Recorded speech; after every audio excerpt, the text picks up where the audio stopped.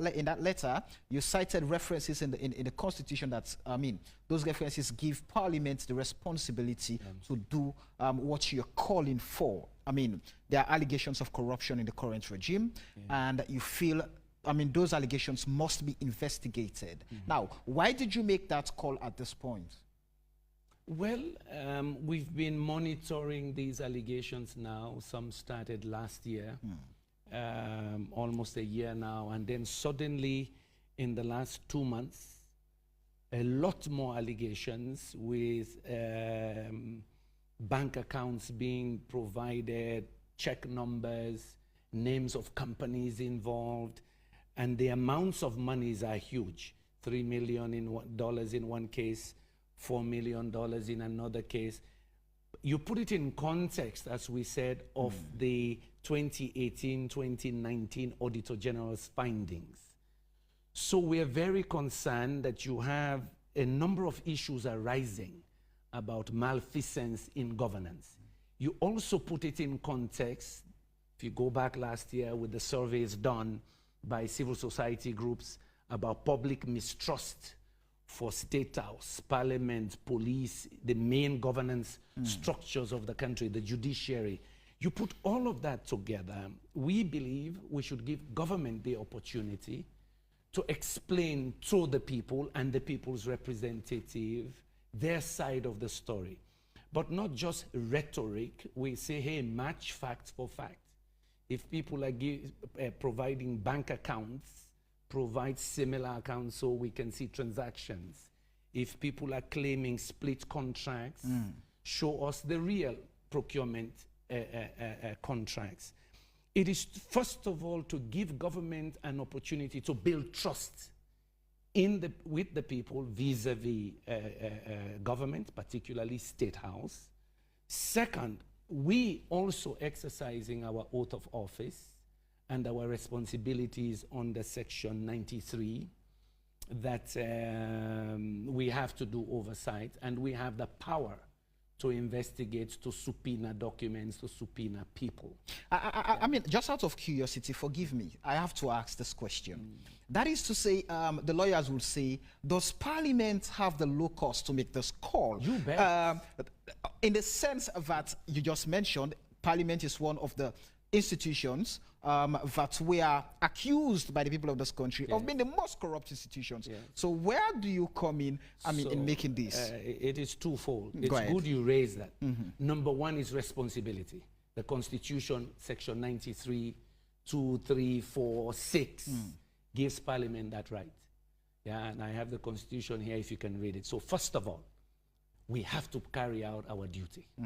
Second of all, the public is calling and asking, we know your responsibility, we will see if you will do your responsibility. So we, ourselves, are under scrutiny by the public to see if we will do their duty. Meaning what? If there are allegations, and these allegations now have hit international media, BBC, Deutsche Welle, NGOs are getting involved, local media is getting involved. It makes sense, therefore, given that the public knows our responsibility, to be able to exercise our responsibility. The other dimension is the following. Remember, we quoted Section 111, subsection 3 and 4. Only Parliament, only the Parliament of Sierra Leone appropriates money, not the President, not the ministers. Only Parliament gives money to statutory entities, not Mr. President, not finance, not bank governor, not financial secretary. Only we should give that fund entities. So people are asking, so by the way, did you provide such funding? So we are under scrutiny. Did you provide such funding? When did you provide it? How much did you provide? Because people are aware of governance now, and they're aware of the Constitution. So we ourselves have to earn the trust of the people that, yes, we can do oversight, but at the same time, if there are so many allegations and it's hitting international media, which affects our country's image, affects investment flows into the country, it could affect donor support, Remember, we've gone through a period here where donors withheld their money, right? You remember that? Yeah. They withheld their money for a while. In fact, this new government, when it came in, the first year, that was part of the advocacy by the government that they've been so successful even without donor support, but now they've restored donor support. We have to help government and the people of Sierra Leone restore our image that, look, if there's an issue, we want to see the facts. We don't want to rely on allegations or rumors. So it all has to be fact-based. So with that, I'm going to take you back to the last conversation we had in this particular show, on the show, the interview. You cited and advised government to implement the audit reports that were being published by Audit Service Sierra Leone. But going back to what Parliament has always referred to as parliamentary practices, since 2016, it's on record that Parliament has not debated all the audit reports being sent to Parliament so that recommendations could have been made to even the ACC and other institutions for implementation. So the buck stops again with Parliament. From the 4th Parliament to this 5th Parliament, what has been the problem? Is it that Parliament is not committed to the issues of accountability and transparency, a very powerful house you belong? Parliament is reneging on its responsibility by refusing to debate the Auditor General's report. I have said that in different mediums now since October. I took the extra step of moving a motion, which was referenced in our letter, supported by Honorable Hassan Sise, that we want to debate. We've also lobbied the Speaker of Parliament, which we do not need to do, because by not debating it, we are violating the Constitution. It's a constitutional requirement. We did not even need a motion. Nothing has happened. Of course, as you said, I talked about it last year, a year ago, in a way of admonishing the government, encouraging them that since 2020 is the year of delivery, it should also be the year of enforcement. If you want to close the leakages, you must deal with real-time audits. Yeah, real-time audits. We've advocated, we've spoken about it. There's another reason why Parliament has to do it. Which is that by not doing it, you are aiding and abetting bad behaviors in MDAs. Because they say it. You go through the audit reports, the recommendations are the same. People spend money, they don't bring back receipts. People spend money, they split contract, the same thing. If you go back, don't even stop at 2016, go back. Same recommendation. So what's the culture? Government money in a free money, spend and they know the check safe. Also, this government said new direction. New direction means you don't want to do the bad practices before. I went on a study tour with other leaders of Parliament to Ghana. Okay?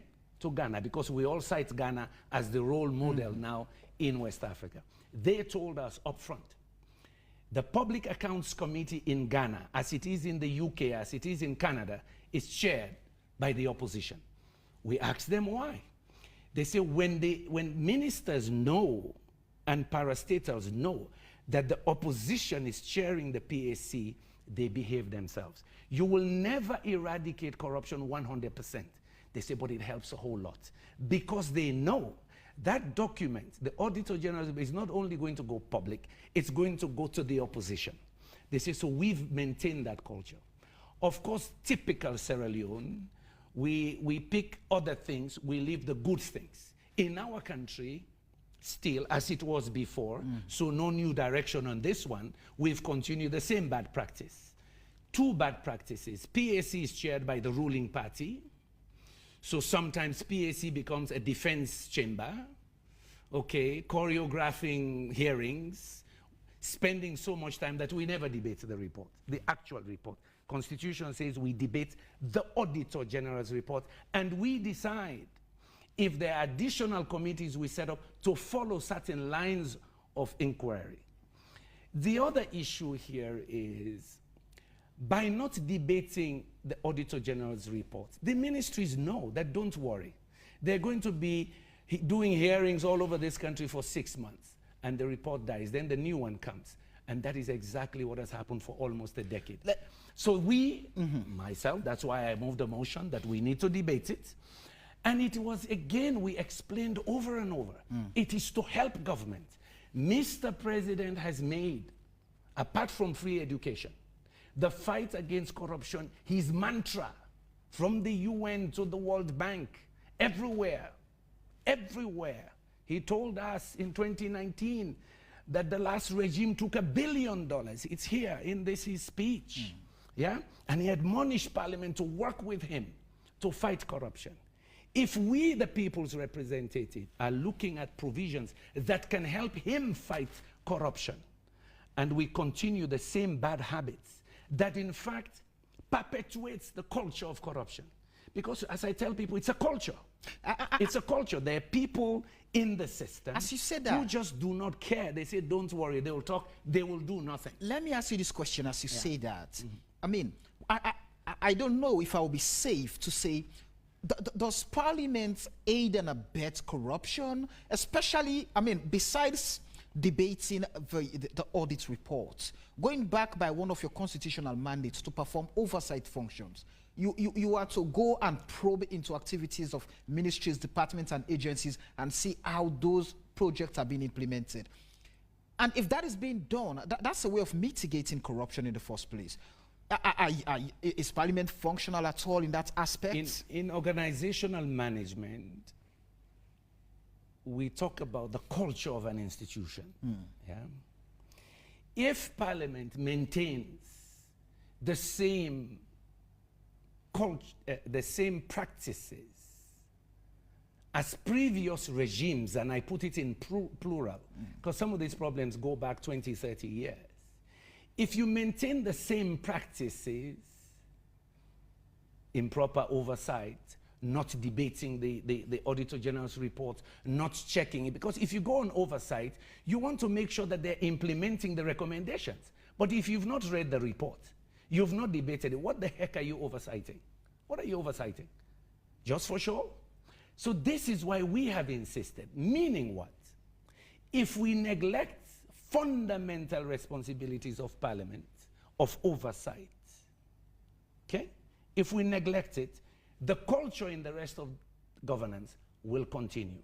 So this is why, unconsciously, by omission, Parliament, yes, could aid and abet corruption by not doing what it must do. This constitution was written carefully. I've talked to some of the authors. Why did you give Parliament so much power? They say we gave Parliament the power to scrutinize appointees. We gave only Parliament the power to allocate money and to come back and check whether the monies were spent properly. It's a lot of power. They say it's deliberate because we went through a one-party state. And some of those who wrote the Constitution were members of that government.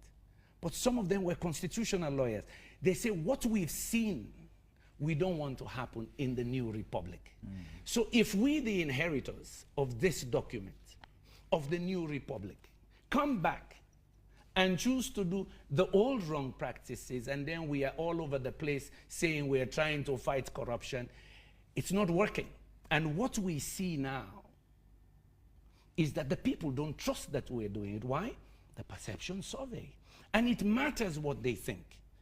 So if we omit our responsibilities, if we do not do what we're supposed to do, yes, the culture of corruption continues. Let me take you a bit away from Parliament.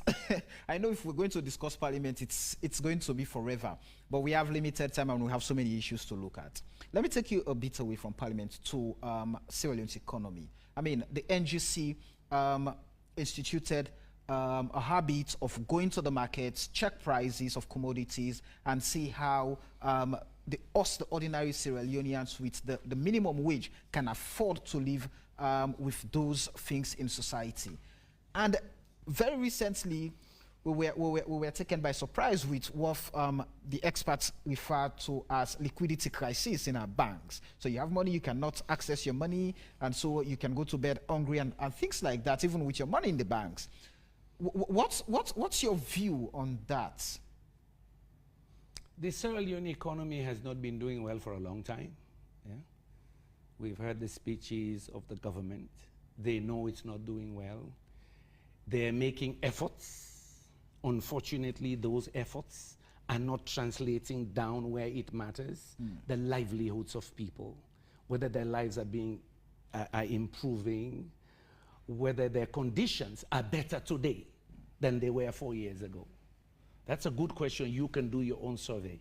Are you better off today than you were 3 years ago? It's a good question. Now, the Afrobarometer survey did that before COVID.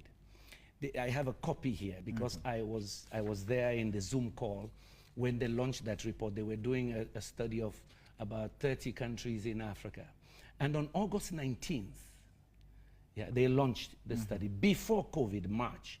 But the report was finished August 19th. Here's what they say, line 1 of the summary. I quote, only 1/3 of Sierra Leoneans say the country is going in the right direction, meaning 70% do not believe we're going in the right direction. But then you go down, this is the people speaking, it matters. You go down and they give you bullets, key findings. You know, one of the key findings is that 84% believe the economy is going bad. 84%. That's the perception of the people. Because why? It's not affecting positively all the reforms. Single treasury account, more revenues, everything that the government has done. And they've done a lot. But it is not affecting the standard of living of the people. In fact, they're worse off. This is their view. That's why we spend time, NGC, in the markets, in the entire basis. If you look at this same report,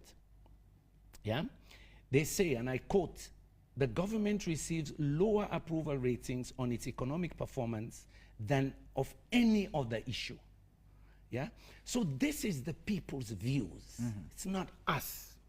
I believe, you look at it again, then COVID hit. And by the estimates from the Ministry of Finance, the economy contracted by 2.8%, plus the lockdowns, plus other issues. So before COVID, we were already in trouble. Times were hard. Then COVID, and then we've raised the price of fuel by 30% since 2018. We just did a recent one. A friend told me yesterday, he said, doctor, in Creole, you know, almost for a pint cooking oil and 6,000. Now I say, hey, 2 months. He said, hey, doctor, then just don't wipe with the last 2 days. Then say, petrol price don't go up. What am I saying?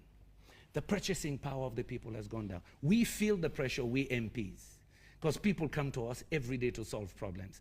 So yes, the economy is not doing well. The mining sector has not picked up the way we had hoped. You know, look, in fact, I mentioned to the Minister of Finance a couple of months ago when he presented his budget, I say, you've not included anything on the mining sector. If you've not included much on the mining sector in your own speech, something is not right. That means you're not confident. But I also admonished him, if you say the economy is contracting, if you're so unsure and your risks you've listed are so many, why do you spend money you don't have? Why do you want to hire all these people? Hire more. He came back, he replied, why they have to hire more? So I retorted. I said, but wait a minute. Don't you want to pay the existing nurses better? Don't you want to pay the existing teachers who have PIN codes now, improve their conditions, and the professors? Why do more? We call it a supermarket approach. Throw the net out. No. You consolidate. That's what he had said, that they will do fiscal discipline, fiscal consolidation. I don't see it. Because I was just going to ask. I see fiscal expansion. I was just going to ask. There's not been a moment from the last regime to this regime where they've taken a pause to say, since we've done so much, let's wait. Let's fix it properly. You hire more teachers. Those that are existing are not getting their salary on time. People have PIN codes, they don't have it.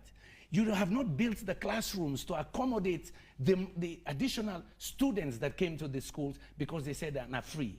You're not able to meet the demands of the professors. You're hiring more police, more military. I say, wait a minute, are we at war? What is this budget? Is it a wartime budget or a budget to improve people's welfare and be bread and butter. For me, that's where I don't understand the economics. And that's where I want to come in. Yeah. You've alluded to the fact that efforts are being made to improve the economy, strides are ongoing, but I mean, those efforts are not being reflected down to us, the ordinary Sierra Leoneans. So where are they not getting it right? Is it because they're expanding our wage bill? Is the government over-bloated, as opposition politicians have always been saying? Where are we not getting it right? Of course, compounded with the COVID-19 pandemic. Sometimes I believe our priorities get confused. And it always happens when the short-term interest of governments become winning again. So you do populist interventions. Hire more. Whether they have an office to sit in or not doesn't matter. Hire more. But take care of those you have, and then you do it incrementally. Do mass activities so they see action, but they're not sustainable. I'll give you an example.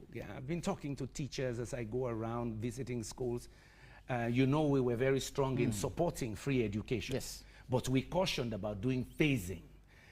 This is time, 3 years in, that I believe Mr. President should ask for an independent evaluation. There are a lot of problems with the free education on the quality side. Mammoth problems. I mean, I give you some. There are schools that do not receive their subsidies until after 1 or 2 terms. Okay? Primary school, 10,000. SS, I think 60,000. JSS, 50,000. Sometimes it takes a semester, sometimes a term, maybe 2 terms before they get it. That's the money they need to run the school, the operations. Because why? In primary school, they're not paying, okay? If it is a government-assisted school. So the parents are not paying anymore. You go to those schools, they don't have clean water. And I say, so what do the kids do to drink water when they're in school? How do they flush the toilets? And that learning environment affects them. At a time when we've seen some of the worst public results in this country's history, some of the worst, it is time to take a pause. This is why I wonder, why do we need to hire 2,000 security forces? We're not at war. I rather use that money to make sure that my teachers are happy, to make sure that I'm building more schools. Because why? Yes, free education has achieved access, but it's been a problem as well. Why? I've been to schools where the enrollment rate increased by 40, 60%. Not enough benches. I've been to schools where the guy says, well, I had 4 teachers. The one has left and gone to better places. I'm left with 3. So the pupil-teacher ratio is in trouble. You meet another one, say, in addition to these problems, my government subvention does not come on time. The school supplies. So I've asked, how are the exercise books and textbooks? Are you getting them? Some have told me, we received it once in 2018, never again. I say, oh.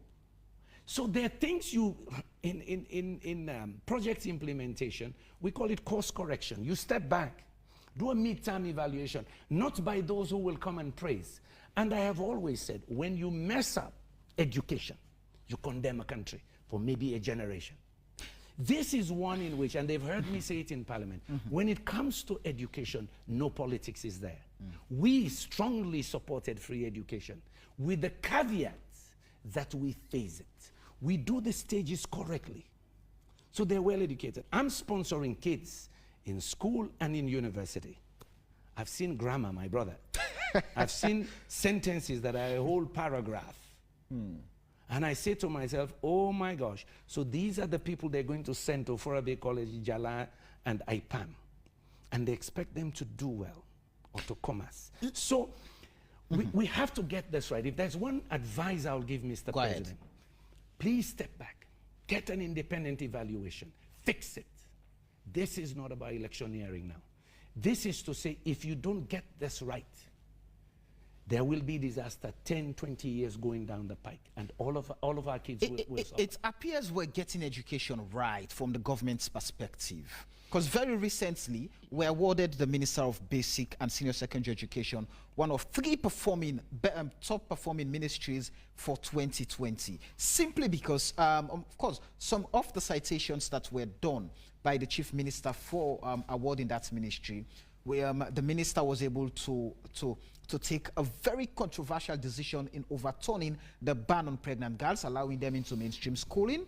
Amidst COVID, schools were reopened without any case of COVID infection, and the sector is moving. They've been able to enroll about over 2 million kids. They've been able to retain 7,000 teachers, recruited about 5,000 teachers. So things are falling in place according to government's perspective. But I want to take you the issue of service delivery. How can we get it efficiently and effectively done when even the Constitution is saying, I mean, those socio-economic activities are non-justiciable? So even when they are fundamental, how can we challenge government without waiting for 5 years when we go back to the pools? You've listed some of the successes, okay? Yeah. Of the minister's performance. This is not about the minister for me. It's about the system, the educational system. The role we play for them is not to praising, so tell them the reality when you leave Freetown. Yeah? You go to a village in Koindo, go to a village in my constituency. It is not to praising. I'm not here to praising anybody. My job in Parliament, as I said, is constructive. It is something we've supported, but it is time. The minister also knows that he's a scientist, that you do a midterm check. Are the outcomes there? Yes. The number of kids going back to school, big success. Are they getting the quality education they deserve? Is the learning environment okay? Do they have clean water available? Are the exercise books we promised arriving every term? For me, those are fundamental questions. If people are not telling Mr. President and Mr. Minister, I'm willing to. I've even invited the minister. I said, let's do a tour of some of the most deprived places. The worst socio-economic indicators in Sierra Leone are in Falaba, Koinadugu, Kambia, and Kailao. Kambia is way behind, yeah, in a lot of indicators. So my point is, let's visit, let's go around, not to the schools in the towns, but the schools elsewhere where 70% of the population resides. And check, it's not just the good stuff. It is what is going wrong that is mission critical. Are the teachers motivated? Are they really teaching? Yeah. The good news is just last week the government announced school inspectors. And when I was in my constituency, because I realized now they say, they see the need to have people go out and check.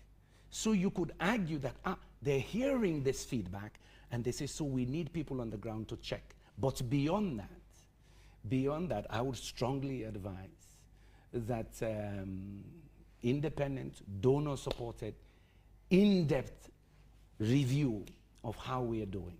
These other indicators are there, but how many school buildings have we erected? How many?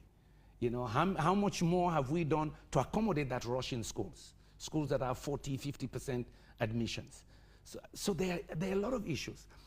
Is Yumkella right that, in fact, in some schools, the subsidies are delayed? Why are they delayed? How do we get it in their hands in time? Some schools I know received, the last time they received it was November last year. I know that for free because I do check. So what I'm giving is feedback. And when the inspectors of schools came to visit me in my constituency last week, I said to them, can you tell the minister that I want to come and visit? I want to chat with him. Because why? I know him. He's a scientist. One of the areas he would not compromise is quality education. And I'm saying to myself, okay, probably some of us, and I hope other MPs do the same, we need to have him visit the weakest links, Falaba, Koinadugu, Kambia, and Kailao, as districts, and go inside and watch. Let's zoom in a bit on another letter you wrote to the Attorney General, because justice is very important. You wrote a letter to the Attorney General. Of course, well, by a court decision, it's automatically, it's law now. But the Attorney General does not need to go through you people. But you wished, I mean, that was the case, so that you could have, I mean, as a house, you could have done the necessary to set the issues of justice right. But how then do we get justice the way it is supposed to go when at the end of the day we still have the president who appoints the judges, and they have the power to dispense justice? How then do we get things right?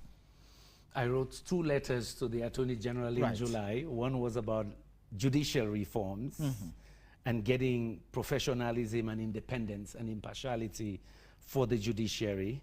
I sent him a second letter with a bill I had done, first single private member bill that I had sent to him to ask him to have it gazetted. By the way, 7 months later, it's still not gazetted. And then I visited him. I visited him and visited the Vice President to talk about a progressive agenda, political agenda. And what are the building blocks of that progressive agenda? And we had a nice dialogue. You know, the Attorney General and also the Vice President. I'm talking now about the totality of a package. Yeah? What are they doing about the constitutional review process? When will they activate it? Here are some ideas. Yeah? So I am hoping that this government will look at a progressive agenda, apart from judicial reform. Everything I put there, independence of we borrow from Kenya and other places, where the Chief Justice has to be interviewed in public live on TV. Is that feasible in Sierra Leone? It is feasible. When we want to do the bad things, we adopt them, but the good things, we say it's not. Of course it is feasible. Parliament needs to do that, to say now that we pass a law that the Attorney General, the Chief Justice, will be appointed by a panel of his peers in public interview. Let people apply, we put the criteria. Second, the president cannot just dismiss any of these people, part of which is in the constitution now, so they have security of tenure. But and judges as well, that there are these independent panels now that appoint them. Not the president, not even the parliament, independent panels. It will work. It will help our democracy. Recently, you remember I said something about that when we were congratulating Justice Miata Samba with wonderful achievements she's had. But what are the building blocks of a progressive political agenda? Number one, I agree with the government. We should be debating now proportional representation. Vice President, Attorney General, we debated that. They raised it. I say, if that comes up, I'm willing to take a look at that and debate it in the country. I think it could make sense. It kills this idea of winner takes all. It also forces all of us to go around the country. That's inclusive. So let's expand the political space. But I said there is more. Let us allow young people, young professionals to come into governance. What do? Instead of asking them to resign 12 months, they should only resign 6 months before time, maybe even 3. But you exclude some. Chief of police cannot be chief of police and resign last minute and intimidate everybody. No. Some permanent secretaries, yes. But for the younger professionals, they can resign 3 months, 6 months before. So you open the political space. Let us legislate 30% quota for women in all elected positions. Because in other countries, the more women you have, guaranteed, in the political space, some of us men behave better. Number 4, we amend Section 76(1)(a), allow diaspora to come in, even with dual nationality, and be MPs and hold public positions. Other countries have moved in that direction. So yes, what I've been discussing with government in writing and in the corridors of power, State House with Chief Minister several times, Dennis Bright, myself, we've gone to the Attorney General, we've gone to the Vice President. Now, let me tell you what worries me now as I watch our democracy. So in addition to that, I sent that bill to Parliament in September. Let me tell you the way democracy is killed in Africa. It is my right as an MP to propose a bill. But for a bill to go to Parliament, it has to be gazetted. Who controls it? Government. So government decides, for whatever reason, that they will not gazette. The managing director, whatever his title in the government printers told me in my face, I'm not going to take and pass again instruction. And 2 years ago, the same thing happened. They sat on another bill I had sent there, just when they were going to press the button to print. Somebody called to say, don't print. So what are you beginning to do? You're beginning to interfere with legislation. It is my right in the Constitution to propose bills. You kill it when it comes. But don't tell me that citizens should not debate my bill. How worrisome does that get? Oh, it's very worrisome. Let me give you another one. The NGC Constitution. We've been trying to get it printed now for 3 months. So PPRC is now also playing the same old game when they didn't want to give us a license. So what do you have? And we ask ourselves, fundamentally, has politics changed in Sierra Leone? If you begin to interfere with those processes, you are now beginning to stifle opposition. When you do that, go back to the Truth and Reconciliation Commission. When people's voices were suppressed, in whichever way, one-party state and so on, they did other things. It's not good. So I give you concrete examples of my situation. Yeah, I'm leader of a party. I have a bill. And I asked everybody, so should you send it for me? They say, no, you go there yourself. Do you have money for them to print? No, you find the money yourself. No, that's not how governance works. Our constitution is delayed. The only constitution now that has been published is the SLPP constitution. So they can do lower level elections, they can do their convention. APC, NGC, all of us were sitting. We can't move. Because the system now is playing toll gates collection. As you talk that, Doc, let me give you another one. You know we are strongly concerned about this non-partisan. That is why I want to come in, because you were mentioning things that can definitely open the political space. Yes. And with Sierra Leone's incipient democracy, now the 2020 decentralization policy is kicking out partisan politics out of local councils. How then do we get the survival of political parties in opposition? No, we're going to resist that. You know, I advise Mr. President, 12 political parties have signed letters sending it forward. We've engaged in public debates about this. Our politics here, our democracy is too young to do that. When you do that, you're driving us towards a one-party state. We cannot have it. Some of us, Mr. President knows that some of us, we spent 6 years challenging Shaka Stevens about the one-party state. We cannot, in our now old age, see systematic dismantling of political action at the lower level. That's where we begin to educate people about party politics. We will oppose it. We've been very open about it. It's not hidden. 12 political parties have sent a letter. Dennis Bright, Ousmane Yansane, Femi Claudio School, they've been to Interior, they've gone all over. Our worry is that just like everything else, people are not taking it serious. This is a real threat to the democracy of this country. Every other thing they want to do about local government is superb. But to say to us that you will remove that by fiat, no, the international community will know that we will not have it. The government for the sake of our children and grandchildren. We cannot allow gradual development. You have to put it in totality. I'm telling you what is happening with our constitutions. Every election in this country, Swazi boys, market women, youth councils, every single one of them are politicized. From the last regime to this regime, it's our turn, it's our people. If you have 446 wards and the existing government sets up the committee to decide who runs, we're not going to have it. Second, you're claiming there is a problem that does not exist. People can contest as independents. Let them do so. So that's not an argument. You're saying, oh, it is to help development. No, strengthen their capacity with technical people to do development. It's not politics that is messing up the development. It's lack of capacity at that level. District councils are new. Pakaba had a reason why he brought them back. The last regime before Pakaba made sure to entrench the one-party state. They dissolved all local councils. So everything you want, you have to come to State House. In our age, we're not going back to that. So there are measures we can take now. What are those measures? We've written letters. We will do the courts if it is necessary. In addition, we'll do political action. We have to. We've been told that consultations were done with councils. Because I was just going to ask that. I mean, even the local consultant, lawyer Floyd Alex Davis, said they consulted widely. They took about 12 months consulting with major players, political parties, like the NGC and other people. The proof of the pudding is in the eating. So what do? Come on. We invite the mayors. Because we know a lot of them that are saying we were never contacted. No. Mr. President, we're pleading with him. I think one stage we're going to do now is for him, as father of the nation, to protect that democracy he fought for. He's one of those who fought the one-party state. Yeah, we came in as academics to back him up. Yeah, let him not allow political apparatchiks to come with this concept when they know.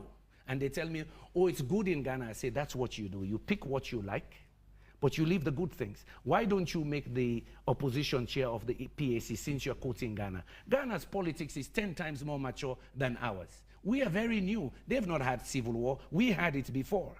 Now you're taking us back to some of what caused the civil war. We can't have it. So we'll try to approach Mr. President, political party leaders and their MPs to say, please, as the father of democracy, help us.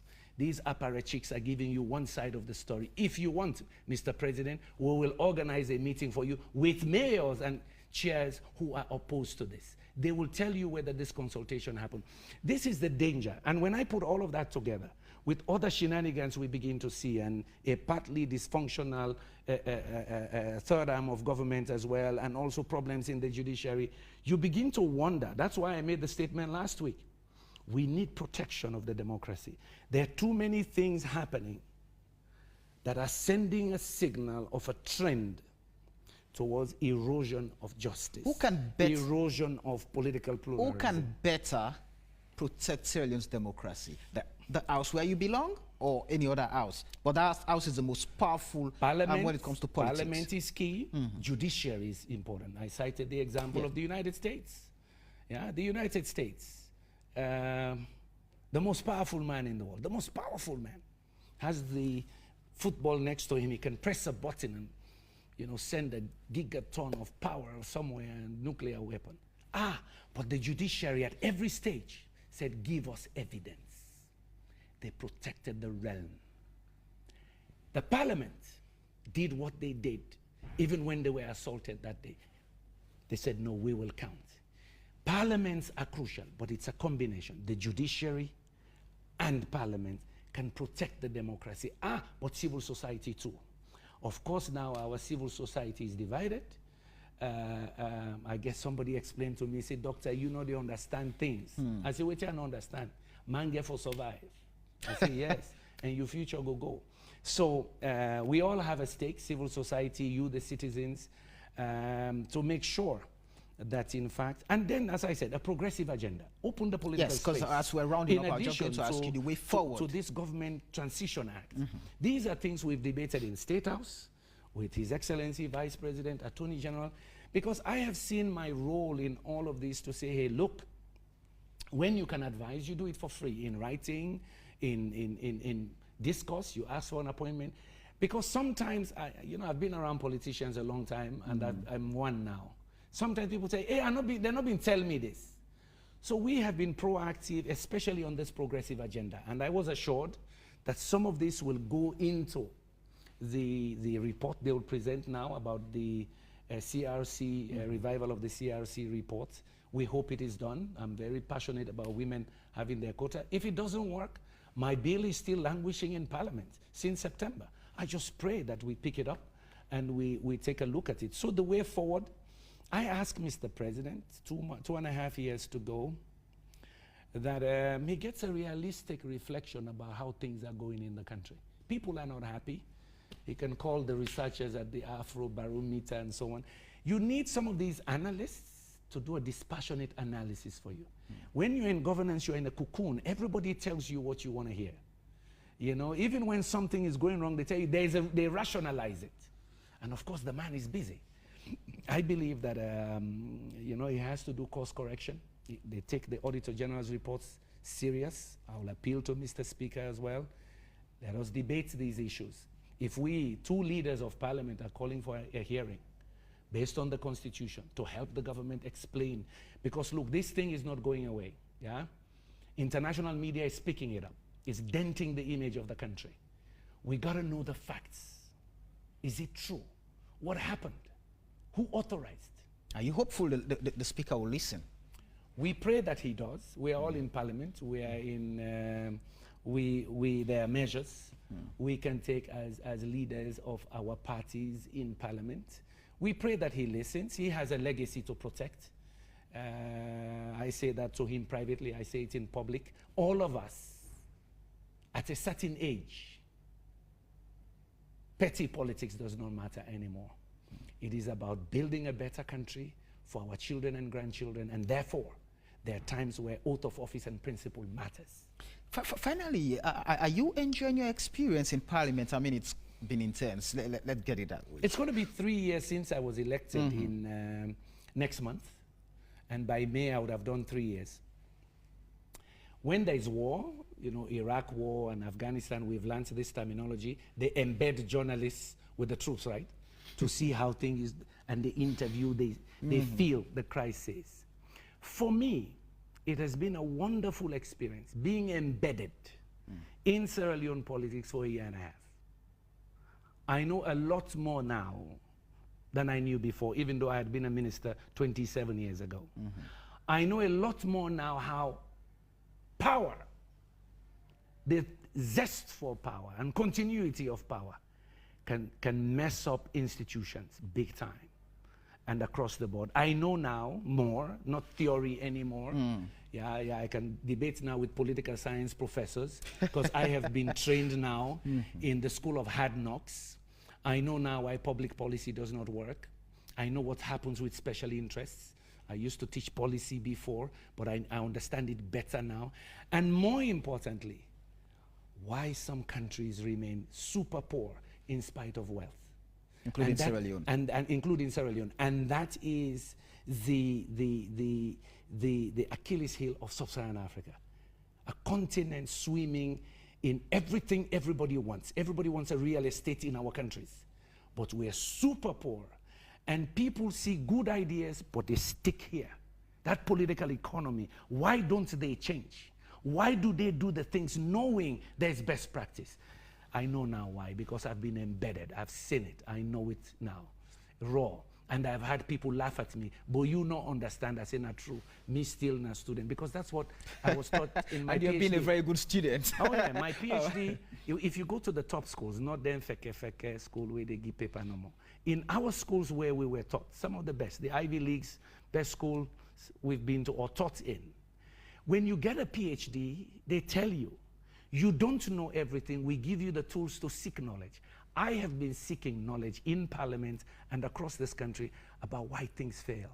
Why does public policy not work? So I hope that you, the young generation, will do better than us. All right. Thank you very much, Honorable Dr. Kandeh Yumkella. It's been quite intense, but it's always a pleasure having you here. Thank you very much for your time. And of course, there you have it. To you, our lovely audience. Until we meet again, this show has been the interview. My name is Samuel Weisbango. Take care of yourself and continue to make AYV your home of all things credible, factual, and all times balanced news.